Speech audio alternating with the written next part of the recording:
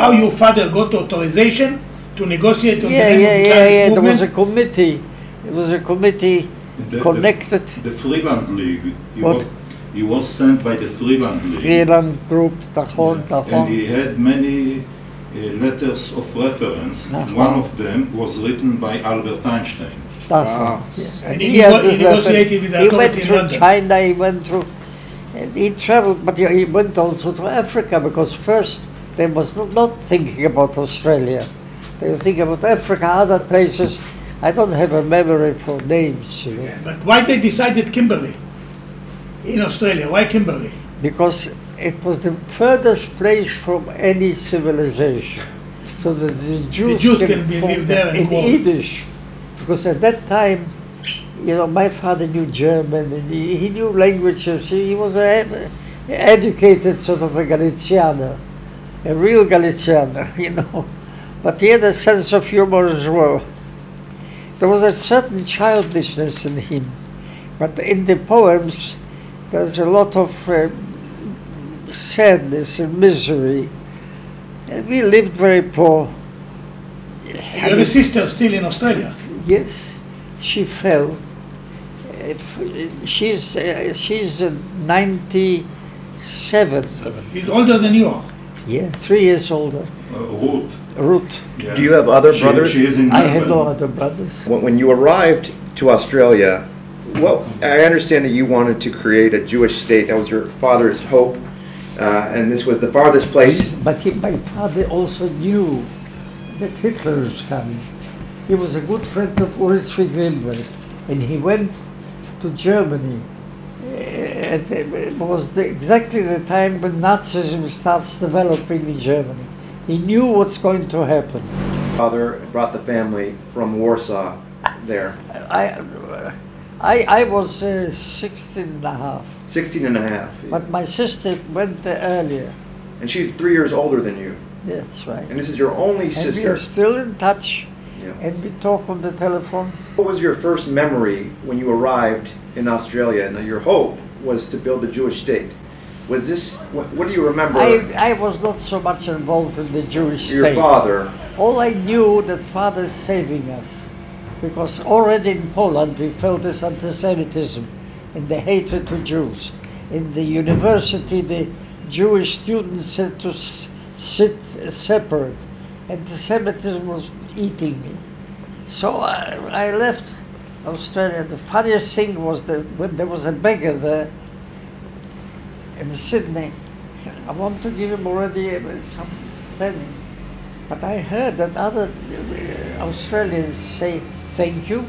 The one that gives the beggar used to say thank you. Because it's a mitzvah, you know. yes. And you were a young man, you were in high school still, and you joined the army, yes? I was not naturalized yet. So they took me to a working unit. I was there 4.5 years. And there was Frankie Klepner. And he was a Yeke. But he didn't know that I'm a Yeke too. He was born in Vienna. So I called him, of course, Yeke Potts. Then he went to work in the office in the army, and he saw that I was born in Vienna. He came out happy. He said, we became great friends, and he wrote a book about me. Wow. About the connection of... the point is that I was a stranger. Some painters were anti-Semites, and they said... In Australia? In Australia. Yeah. And they said that Jew from Poland is painting our Aborigines.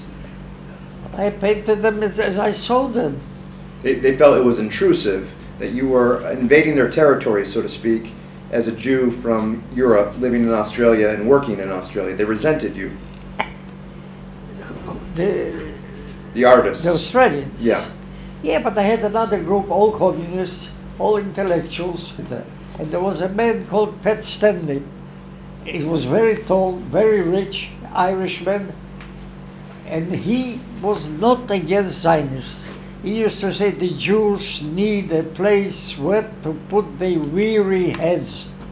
But he used to buy a painting from me every month, give me back the painting, And next month he bought the same painting. Huh? And like this he kept me for a year. But all this was done in terrific drinking. I imagine it was. Yeah, it must have been reassuring to have someone to go to a pub with when you're a stranger in a very strange place.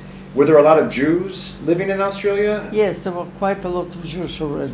Do you have an estimate? Do you remember, like whether How many few now? thousand? Okay, but did it seem to you impractical? Like it could not really be. Well, I worked in a factory of socks. My father found me a job.